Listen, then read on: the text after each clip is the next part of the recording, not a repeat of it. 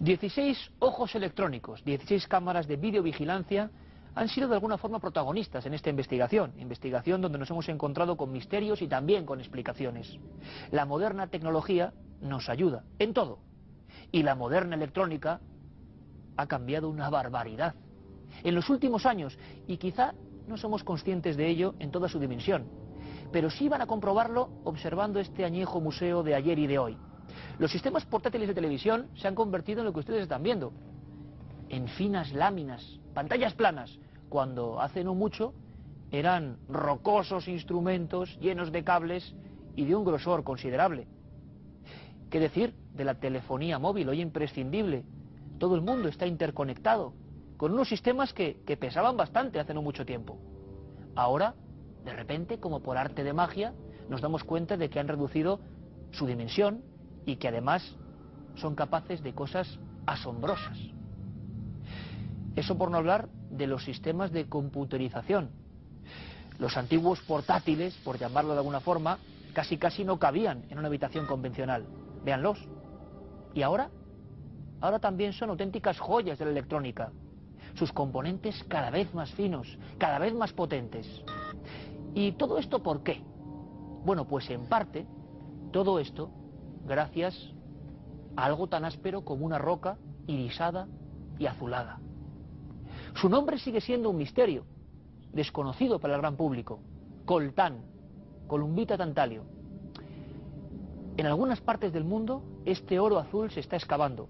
Y hay quien dice que es milagroso, un superconductor. Pero también está provocando mucha muerte.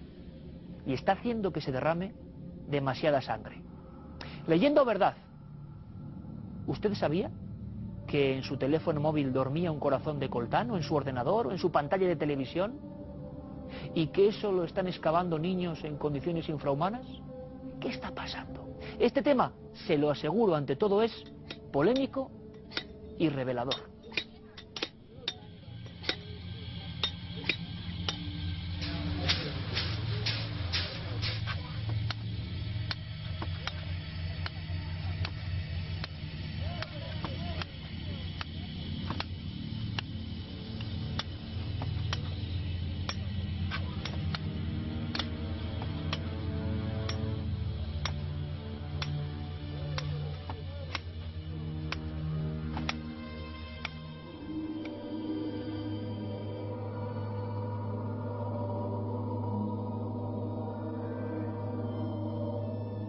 Les voy a contar una historia curiosa, porque a veces la portada de un libro tiene algo magnético, hipnótico.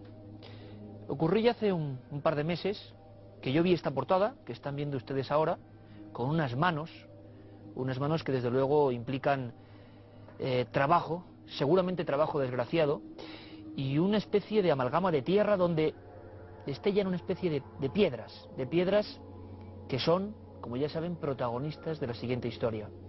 Y un título que también, para mí, lo reconozco, era un enigma. Coltán, o Coltán. ¿Qué se escondía aquí? Luego la firma de Alberto Vázquez Figueroa, uno de nuestros escritores y periodistas preferidos, sin duda alguna. Y empecé a sumergirme en él y caramba, no podía creerlo. Así que Alberto tenía que estar aquí para contarnos qué parte hay de leyenda, de novela, de imaginación y qué parte hay de realidad. Porque seguramente aquí se esconde una de las realidades más inquietantes del siglo XXI.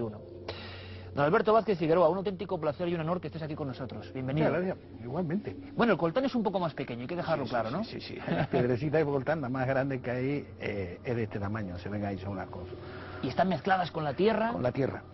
Entonces, es la única manera que se encuentra, mezcladas con la tierra. El coltán no se encuentra nunca en minas, eso es lo que le hace tan preocupante que el día de mañana se acabe.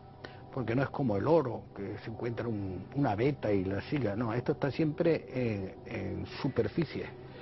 Y por lo que últimamente se ha podido comprobar, casi siempre proviene cerca de donde ha habido volcanes, o donde hay volcanes. O sea que debe ser un resultado de las cenizas de las erupciones volcánicas. La mayor parte está ahí en el Congo, en la zona del Virunga. Una zona, además de conflicto sostenido, pasan muchas cosas. Alberto decía que es inquietante porque, bueno, podemos hablar casi de un oro azul, oro fundamental para que todo esto que hemos traído funcione y cada vez sea más pequeño, cada vez sea más portátil. Dependemos del coltán, por lo tanto, pero para explicarle a los miles y miles de amigos que ahora te escuchan y te ven, ¿qué es realmente el coltán? ¿Cuándo nace esta historia? Bueno, el coltán es una mezcla, una unión de las palabras columbita tantalita o columbita tantalio. La columbita no sirve para nada. El tantalio es un mineral que es infinitamente mejor conductor de la electricidad que el cobre, dicen que hasta 80 veces, es mucho más resistente al calor y tiene una propiedad, no se oxida nunca, más que con el ácido fluorhídrico, que es un ácido que prácticamente no existe normalmente. Por eso se llama tantalio, porque el nombre viene de tántalo, de rechazar el agua, el suplicio de Tántalo, que Tántalo era el que no podía acceder al agua. Hace 20 y tantos años, este mineral se conoce, este metal se conoce desde 1800 y pico, pero hasta hace 20 años, aproximadamente, o 20 y tantos, no se descubrió sus infinitas capacidades, lo cual hizo que de pronto se convirtiera en el conductor básico de todos los elementos. De tal manera que los teléfonos móviles, aquellos que recordarás que eran una maleta, pasaran a ser lo que son hoy. Que aquel ordenador que era un monstruo con una cabezota detrás, pasara a ser pantalla plana. Que este televisor que hace unos años tenía detrás una cosa así, que había que ponerlo en la pared y a veces en el comedor había que hacer un en la pared para poner el televisor y que la parte de atrás saliera a la habitación vecina, sea de eso. Que todas las radios que son un trasto de este taller de un trasto pasaran a ser una cosa así.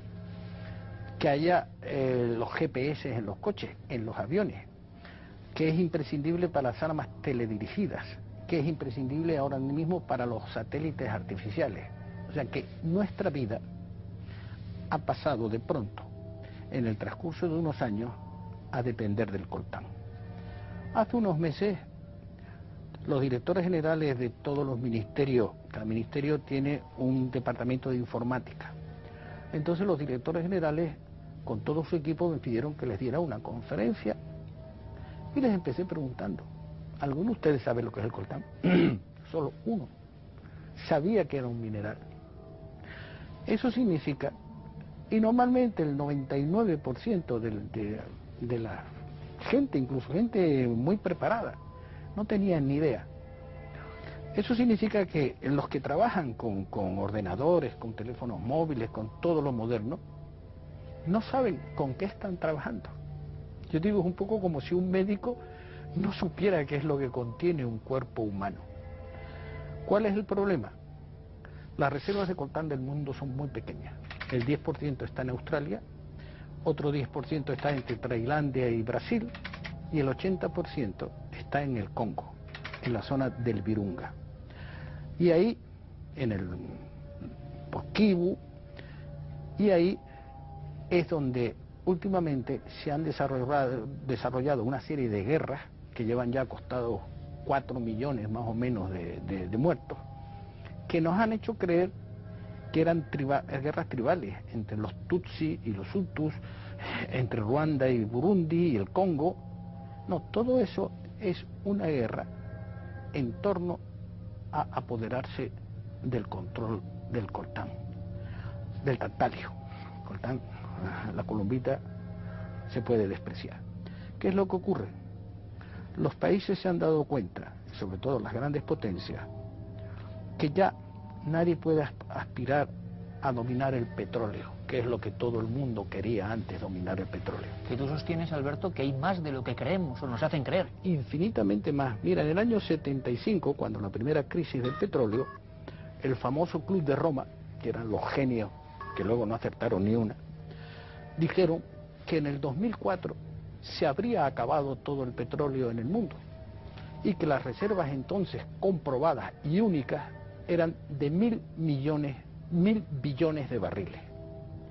Ha pasado el 2004, hemos gastado petróleo hasta aburrirnos y ahora las reservas comprobadas son 8.000 billones de barriles.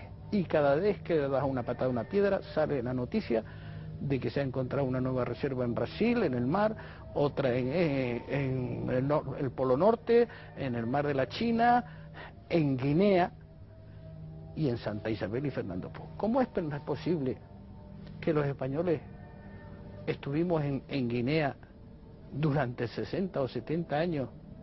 Los señores hispanos fueron allí y dijeron que allí no había petróleo. Nos fuimos de allí y a los 3 años se encontró que la veta que va de Nigeria sigue hasta allí y que hay petróleo para aburrir a las ovejas.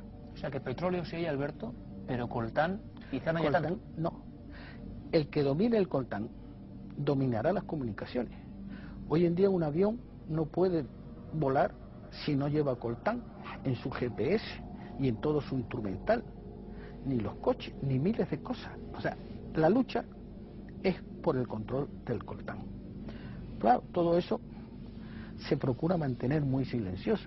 Las empresas que fabrican los aparatos no quieren que se diga que hay miles de niños que mueren sacando, porque las minas de coltán, los yacimientos, no son minas, los yacimientos de coltán están todos manejados por niños, o sea, ponen a trabajar niños semiesclavos o esclavos de 7, 8, 10 años, que muchas veces quedan enterrados cuando están sacando, quedan enterrados ahí y mueren. Ahora nos cuentas eso un poco, Alberto, porque la primera parte yo creo que está clara. Yo quería que tú explicases perfectamente la importancia de este mineral, que nos pasa como me pasaba a mí, que no sé qué es, que la gente no sabe qué es, y ahora la realidad. Mira, de esa ahí sustancia. los estás viendo. Ellos trabajan en estos huecos y de repente toda esa tierra se desploma sobre ellos y ellos quedan enterrados, mueren. ¿Y se utilizan niños por qué? Por la versatilidad para meterse. Porque se pueden meter por esos sitios y porque son una mano de obra muy barata y además no les pagan nada. Ellos están prácticamente ahí por la comida y les mantienen esclavizados. Se meten en estas cuevas, ¿ves? Ahí están mirando la cueva. Se meten en una cueva de eso. No tiene ningún tipo de mantenimiento, no les ponen como en las minas, no. Ellos van ahí y de repente, ¡pum!, aquello se cae. Y entonces se calcula aproximadamente que por cada kilo de coltán puro hay entre 2 o 3 niños muertos.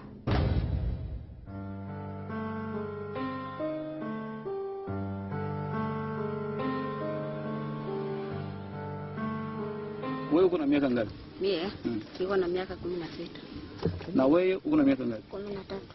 Sasa mnachimbaka vile mnapataka franka $3 na $10 tu. $3 na $10 ndio mnapataka Na franka. wakati ya kukosa. Hauende kwa masomo jani? Shako Sambo.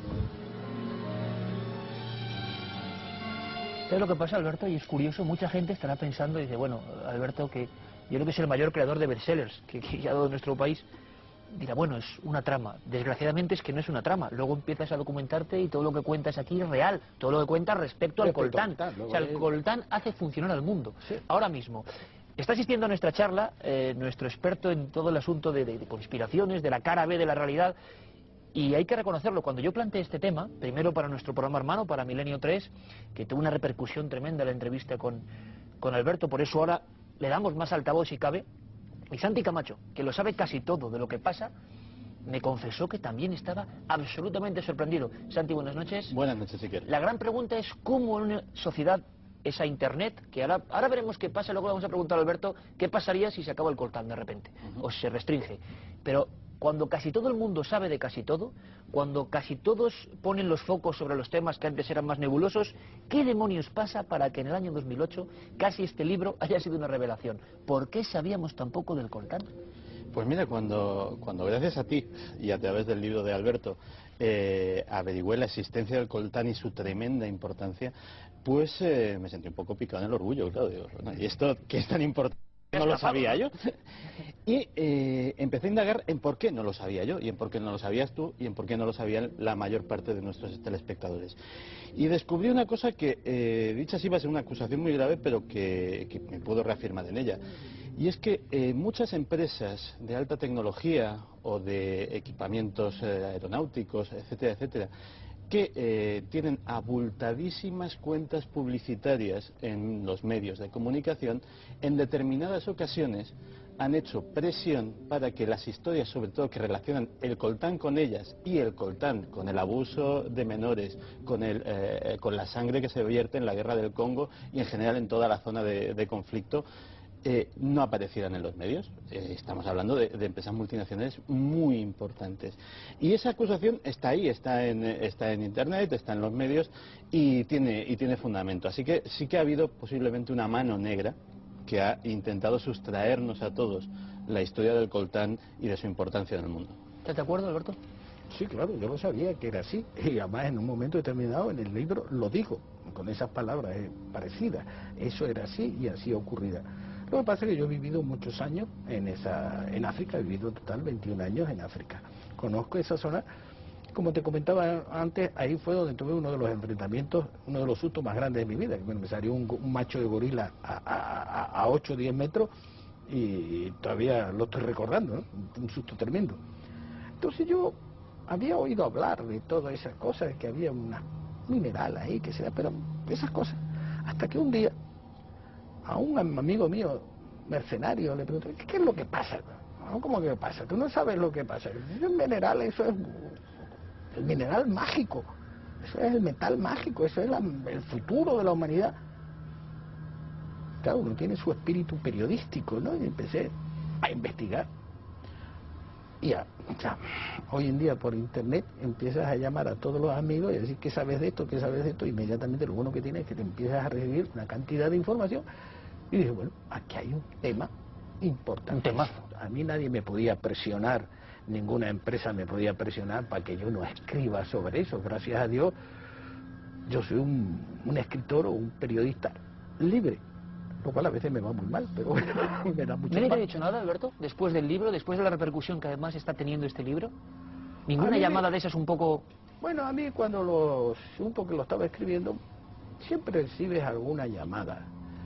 Eso me ha ocurrido con todo. Me acuerdo cuando escribí Vivir del Viento, acusando el crimen que significaban los aerogeneradores y el negocio sucio que es el de los aerogeneradores de viento, también me llamaron. Cuando yo le dije al señor Al Gore que estaba predicando que en España lo que había que poner era más aerogeneradores, y yo dije, eso es un crimen y eso es una barbaridad y España nos va a costar una fortuna y nos está destrozando España, y él se molestó mucho porque yo se lo dije, pero a los 15 días compró el 10% de Abengoa, que es la mayor constructora de aerogeneradores. También mucha gente me dijo, oh, te vas a dar un problema. Pero hay una cosa muy clara, ya a los 20 y tantos años era profesor de buceo, luego fui muchos años corresponsal de guerra, donde los tiros que te pegan es de verdad. Dices, ¿qué pasa? Que a mi edad me voy a asustar porque venga un mentecato y me amenaza. Pues yo, es igual, si a mí el pellejo que realmente valía la pena y era joven y era terso y lo tenía a los 20 y tantos años. Si entonces no me preocupaba jugármelo y ahora me preocupara, significaría que me he vuelto viejo, que me he vuelto cobarde, que un tipo me puede asustar. Y ahora mismo, a estas alturas, ¿quién me va a asustar?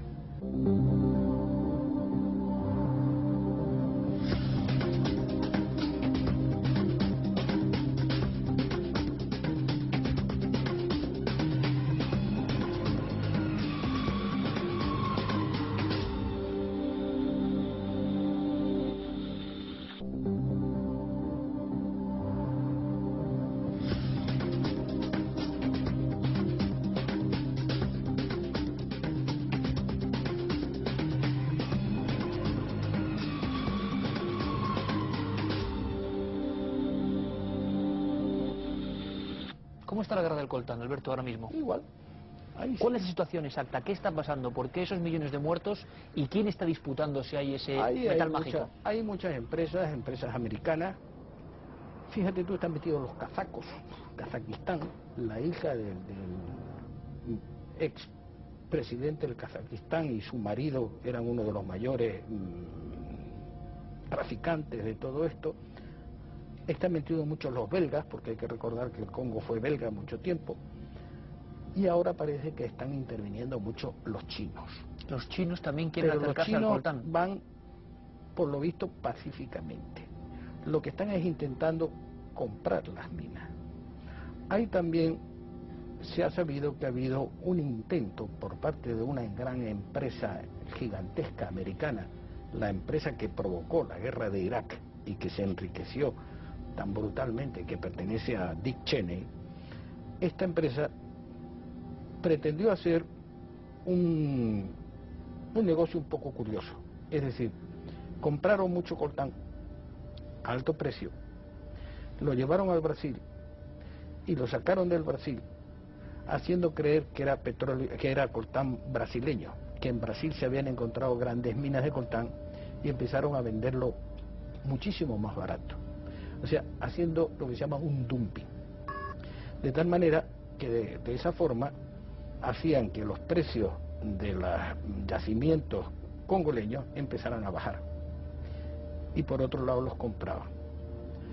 Ese era un negocio que se hace a veces, es decir, arruinar al contrincante a base de bajarle los precios, incluso con su propio producto, y cuando te lo quedas y luego ya subes lo que quieras. Pero esa maniobra parece ser que fracasó porque el gobierno congoleño se dio cuenta y lo paró. Terminando con el coltán, y ahora hablamos, Alberto, si te parece, de qué pasa si esto se agota. Santi, ha habido personajes muy de novelas de Alberto Vázquez Figueroa, pero también reales, que ahora mismo a estas horas estarán vagando por África con una curiosa motivación, ¿no? Y con el coltán de fondo. Pues sí, porque no solamente en el conflicto del Congo y en el conflicto de Ruanda está teniendo impacto el coltán, sino también en la vecina Uganda. Uganda ha pasado una guerra también de 10 años y uno de los protagonistas de esa guerra es Joseph Kony. Joseph Kony es el creador del Ejército de Resistencia del Señor. Es un Ejército de Resistencia del Ejército Señor. de Resistencia del Señor. Es un personaje muy curioso porque sus motivaciones son a medio camino entre lo religioso y lo político. Él es un visionario, dice que tiene revelaciones divinas y quiere instaurar un régimen basado en los 10 mandamientos o en su interpretación de los 10 mandamientos, porque el tipo es excepcionalmente cruel, asalta pueblos y, por ejemplo, para dar escarmientos amputa manos, narices y orejas a todos los habitantes, por ejemplo. Y uno de las fuentes de financiación de Kony es precisamente el contrabando de coltán. Los contrabandistas kazacos a los que se refería Alberto, Uganda es una de sus bases principales. Él ha hecho asaltos contra minas y contra transportes de coltán. Él no extrae directamente, sino que directamente roba o compra a bajo precio o compra bajo coacción a otros sitios y trafica con ello. Y Kony además se hizo tristemente célebre en el conflicto de Uganda porque fue el que creó el concepto de lo que se llamó los caminantes de la noche. De repente el reinado de terror de Kony fue tal que las carreteras, las calles de Uganda se poblaron de niños que caminaban por la noche, que por las noches abandonaban sus hogares para que los rebeldes de Kony no los encontraran para formar parte de sus ejércitos, tanto niños como niñas. Los niños eran utilizados como soldados y las niñas como concubinas de los oficiales, es decir, las confesiones religiosas, la Iglesia Católica, la Iglesia Anglicana, los musulmanes, etcétera, etcétera, que tienen representación en Uganda, hicieron un frente común, una cosa absolutamente inédita en la historia, para proteger a esos niños. Y algunos sacerdotes y algunos representantes de otras religiones dieron su vida por defender a estos niños, y la verdad es que ese conflicto y ese personaje, si no hubiese sido por la famosa piedra gris azulada, pues tampoco hubiese durado tanto tiempo como duró. O sea, no solo los niños de las minas, que ahora mismo también a estas horas estarán jugando su pellejo por esos túneles en busca de este material milagroso, como dice Alberto Vázquez Figueroa, sino que ha generado otros personajes muy de novela real, estos caminantes de la noche. Oye, Alberto, ¿se sabe cuánto se paga ahora mismo el coltán? ¿El kilo de coltán? Porque imagino que habrá muy poca sustancia, por ejemplo, en un móvil o en un... muy poquito, ¿no? Ten en cuenta que un hilo de cobre grueso de normal, de lo que tienes en un cable, el hilo de coltán es 100 veces más fino. Y ahora mismo, cuando los móviles te dicen que los dejes ahí porque para que los van a recoger, para que no contamine, e inmediatamente te lo cogen y se lo llevan al Canadá, y de donde en Canadá le sacan el coltán y luego lo mandan a la India para que en la India le saquen el resto, la India o Pakistán o Bangladesh le sacan, pero lo importante es recuperar el coltán, pero recuperan muy poco, recuperan aproximadamente, reciclan un 20, un 25%. El problema es que eso se está acabando. Esa es la pregunta, ¿qué puede pasar? Pues, si pasa, nos encontraremos que hemos construido un mundo rompiendo los puentes con el pasado. Como tú verás, hay mucha gente que ya no quiere tener teléfono móvil en su casa, teléfono fijo en su casa. Ya nadie fabrica los televisores grandes ni los ordenadores personales grandes. No te imaginas a un señor yendo con un ordenador personal que tuviera una cabezota por detrás. Las radios, todo.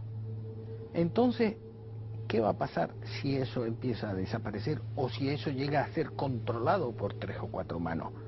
Estaremos totalmente perdidos. No podrá despegar un avión en el mundo si no está dirigido por coltán. No podrá funcionar un satélite artificial.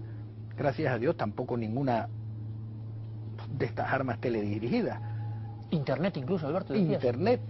El otro día, el sábado, yo tuve una conferencia hablando de Internet, donde había una serie de periodistas que se preguntaban todos si era posible que el periódico de papel desapareciera. Que esto se fuera al garete, ¿no? Y que eso se fuera al garete. Y otros decían, y que los libros se fueran al garete, y que Internet fuera a comerse todo eso. Y yo les dije, un momento, el problema más próximo no es que el periódico de papel desaparezca, sino que desaparezca lo que conocemos ahora, Internet. ¿Por qué? Porque en el orden de los minerales que pueden sustituir algún día al tantalio, el único que podría hacerle ligeramente la competencia es el palladium, que es lo que conocemos por oro blanco. Pero el palladium es aún más escaso. Las minas de palladium también están en África y en Rusia. Es más escaso, es más caro y es menos fantástico, por así decirlo. ¿Qué pasará? Habrá que investigar muy profundamente para encontrar un sustituto. Pero ¿qué pasa? Los metales son los que son. No hay más que eso. Y esto no se encuentra en minas, no es un dice, vamos a encontrar una mina, encontramos aquí un filón. No, se encuentra en estos terrenos. Y desde luego hoy en día todos los terrenos del mundo están fotografiados por satélites artificiales hasta la última piedrecita. Es decir, yo en la piscina de mi casa pongo un paquete de cigarrillos y un señor sabe desde el aire si ese cigarrillo son de una marca o de otra. Es decir, que tienen vistos todos los terrenos de aluvión o de, como parece ser, de salida de volcanes del mundo. Y no se encuentran. ¿Qué va a pasar? En un momento en que estamos viviendo la crisis que estamos viviendo, todo es posible. El mundo está tan mal manejado políticamente y económicamente que no te sorprenda que de la misma manera que todo el edificio que teníamos construido se está viniendo abajo, todo un futuro que hemos construido sin pensar en que estábamos rompiendo nuestra ligación con el pasado, se venga abajo. Ese día será la gran sorpresa. Pero ¿qué más gran sorpresa tenemos ahora que un banco multimillonario de repente quiebre y todos los recursos que la gente ahí tenía se fueran y que no sepas dónde invertir? Que diga, bueno, ¿y qué hago?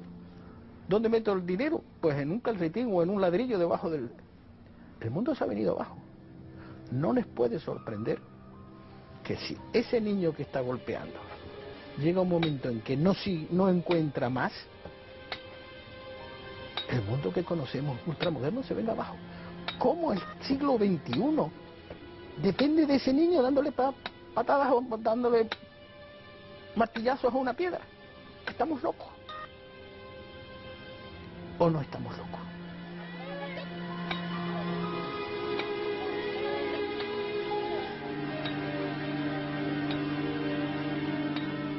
De lo que no hay duda, queridos amigos de Cuarto Milenio, es que yo sabía que esto iba a tener una repercusión tremenda, que va a tener una repercusión tremenda, que llegarán opiniones de todo tipo, que evidentemente no profecía, un poco apocalíptica, lo que dice Alberto Vázquez Figueroa, pero desde luego aterra, y esto aterra y es muy físico, y está ocurriendo, y hay que sacar una reflexión de todo lo que hemos hablado aquí. Quedan dos cosas claras, ¿verdad, Santi? Una, que el tema es preocupante, que el tema nos lo han ocultado durante mucho tiempo y que de repente reluce gracias a un periodista, sobre todo aquí en España. Y la segunda que queda clara es la maestría indiscutible de Alberto para contar historias. Para contar historias que estoy seguro que van a hacer pensar. Si quieren más información, Coltán, una novela pero basada, desgraciadamente, Alberto, en hechos reales. Un auténtico placer haber tenido aquí, aunque yo creo que la gente se ha quedado muy sobrecogida porque esto sí que da miedo. Pero quizá encontremos solución, quién sabe. Bueno, las soluciones no dependen de mí. Yo soy una persona que expone Yo solo encontré una solución para algo, el agua, la desalación, y encontré la solución para que todo el mundo tenga el agua que quiera a un precio muy barato. Pero me ha costado tantos disgustos, tantos problemas y tanto dinero en esta vida, que ahora mi obligación es exponer los problemas y decir, este es el problema. Ustedes busquen la solución.